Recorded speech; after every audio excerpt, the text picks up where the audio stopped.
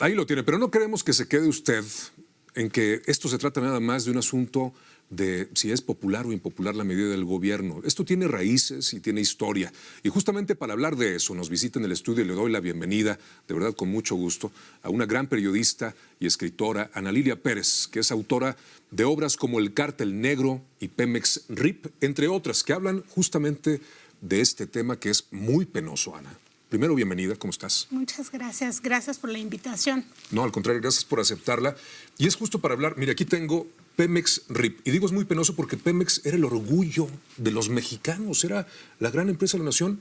¿Y qué pasó? ¿Cómo llegamos de eso, que era un emblema internacional de México, a lo que estamos viviendo, a lo que la gente está padeciendo ahorita? Que parece apocalíptico, ¿no? Pues pareciera. Pues es lo que hoy vive la población.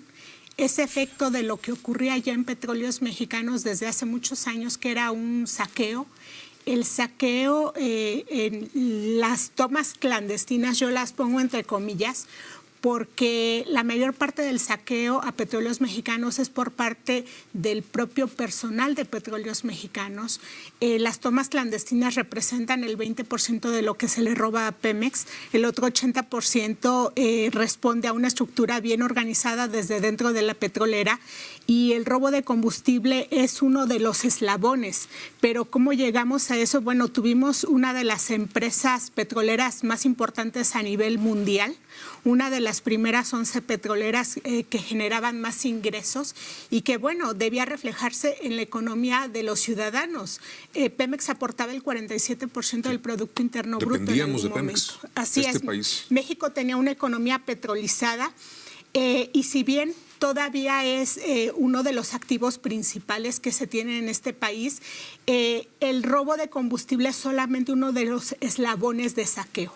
En Petróleos Mexicanos hay muchas maneras de robo y lo que hoy se ve es producto de todo ese saqueo que empezó como un robo hormiga hasta convertirse en una estructura bien organizada que al momento en que quieres combatirla es como si golpearas en un avispero. Entonces todo está pululando. Es lo que estamos viendo ahora. ¿Tú qué opinas? Bueno, es un retrato terrible este que nos haces, pero tú has investigado más de 15 años, no estás hablando por hablar, tienes documentos, tienes las pruebas y aquí están estos libros. Pero déjame preguntarte, por esta historia que conoces, ¿tú cómo ves la medida? ¿Tú pensabas que iba a haber el cierre de los ductos para combatir esta manifestación de la delincuencia dentro de Pemex o no? Bueno, cuando se conoce el modus operandi en el robo de combustible, como lo conozco yo, como la palma de mi mano, lo he estudiado a profundidad, lo he padecido también. Yo publiqué un libro en el año 2011 que se llama El Cártel Negro y el subtítulo de ese libro es Cómo el crimen organizado se ha apoderado de Pemex. Y en ese libro ya se revelaba lo que hoy estás viendo, de lo que hoy se reconoce públicamente, que es toda una estructura de saqueo que comienza desde las áreas de producción petrolera, desde que la materia prima, o sea, el hidrocarburo, llega a las refinerías para el proceso de refinación. Hay dobles contabilidades para maquillar lo que entra y tener un margen de maniobra para sacar lo otro. Con pipas, por eso se habla de tantos volúmenes de pipas que se le roban a Pemex. Hay un modo de operar de la doble facturación y el tema de los ductos. Todo el sistema de transporte o una parte del sistema se hace por poliducto. Llegó a tal nivel de organización el crimen dentro de Pemex que desde la torre de Marina Nacional, es decir, desde el corazón de Petróleos Mexicanos, la gente que tenía a su cargo el monitorear el sistema de ductos que está monitoreado las 24 horas a través del sistema SCADA, es como si tú y yo estamos viendo en un monitor lo que está pasando en todo el país.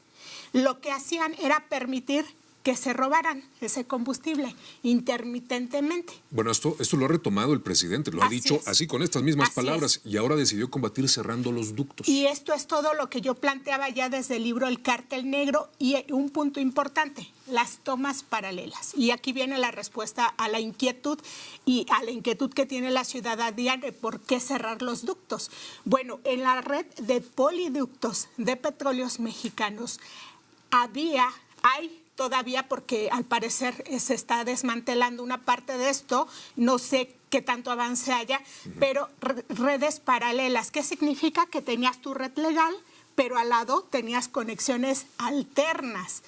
¿Quiénes realizaban esas conexiones? El personal de Petróleos Mexicanos. A ver, una pregunta, ¿un plomero muy avesado, muy hábil, puede manipular una tubería de este tipo? No, por supuesto que no. Y un ciudadano común no sabe dónde se ubican los ductos de Pemex, ni sabe dónde, en qué tiempo va a correr tal o cual hidrocarburo. Por el poliducto pueden pasar los más diversos productos de Petróleos Mexicanos y cuando hablamos de huachicolero debemos quitarnos esa idea de la gente que llega a perforar y se lleva su garrafoncito. Eso así no es como funciona el robo de combustible. El robo de combustible funciona cuando el personal de la torre de control de Pemex monitorea, llama a quienes van a hacer la perforación, que son personas altamente especializadas en manipulación de válvulas, hacen la conexión y permiten que esa conexión paralela funcione. Hay otra modalidad que se le llama toma en caliente. La toma en caliente es una perforación instantánea donde la realiza el personal de Pemex, llama a los huachicoleros que tienen los camiones que vemos circular cargados, llama a los cargadores, así se les define, acuerdan con la policía local de qué hora a qué hora van a entrar a cargar y hacen la carga. Así es como funciona el robo de combustible y lo peor, gran parte de ese mercado negro se comercializa en el mercado legal, es decir, en las propias gasolineras oficiales autorizadas por Petróleos Mexicanos. ¿Se han estado retirando permisos? ¿Se han estado negando algunos desde el principio de esta administración? ¿Tiene que ver con esto? Tiene una lógica total porque las gasolineras compran cierta producción a Pemex, cierta gasolina. Cuando una gasolinera deja de comprar o de plano no compra y sigue funcionando es porque todo lo que vende es robado. Y así es como se identifica a las gasolineras. Los reglamentos para empresarios franquiciatarios de gasolineras de Pemex les exigen, por supuesto, que todo lo que comercialicen debe ser legal. Pero lo que comenzó a ocurrir en muchas áreas era que el empresario, en vez de comprarle a Pemex, empezaba a comprar a los ordeñadores, que a veces eran los propios transportistas de Petróleos Mexicanos, o compraba una parte a Pemex y otra parte a los ordeñadores. Los estados que estamos viendo afectados, que son básicamente 6, digo, hay problemas en otras ciudades, pero a nivel de estado son 6. Guanajuato resalta mucho, ahí está la refinería de Salamanca, pero tiene que ver, de acuerdo a tu experiencia y tu investigación, ¿estos territorios están vinculados a este tipo de tráfico? ¿Es porque ahí se daba más? Es una de las hipótesis que se ha manejado. Sí, completamente. Estado de México, por ejemplo. Te podría decir que la refinería de Salamanca es el origen del huachicol en México. Y el huachicol no comienza con el robo de gasolina, sino de asfalto. ¿Por qué de asfalto? Porque era lo más fácil de comercializar. ¿Quiénes lo comercializaban? Los propios transportistas de pipa, que eran a quienes se les encargaba movilizar este producto. ¿Quiénes eran los transportistas? Empleados sindicalizados de Pemex. El ser chofer de pipa en Petróleos Mexicanos es uno de los puestos más cotizados. El líder del sindicato petrolero, por ejemplo, tiene un puesto de chofer de pipa. El personal sindicalizado es altamente responsable en este robo. ¿Por qué? Porque son quienes controlan todos los procesos de producción. La gente encargada también cotidianamente de manipular los ductos, de darles mantenimiento, de hacer las labores en los campos, son personal sindicalizado. Sin embargo, de esta responsabilidad no se puede eximir a personal de confianza porque en las refinerías, en las terminales de almacenamiento, los jefes son personal de confianza. ¿Los directores de Pemex no saben de estas cuestiones? El director de Pemex cada día recibe un informe en tiempo al día de lo que está entrando a una refinería y lo que llega a una terminal de almacenamiento. Y los números nunca cuadran. Y si los números no te cuadran, es porque hay robo. Y los directores son informados de esto. Además, hay que recordar que el funcionario público tiene responsabilidad por colusión o por omisión. Es doble y es gravísimo. De eso le hablábamos. No queríamos y no queremos que se quede usted con la impresión de que esto se trata nada más de si es magna o si es premium, de si hay o no hay.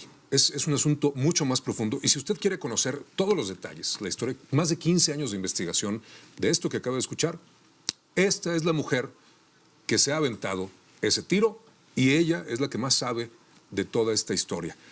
Este es el libro más reciente, es Pemex RIP. Hoy sabemos la situación de Pemex.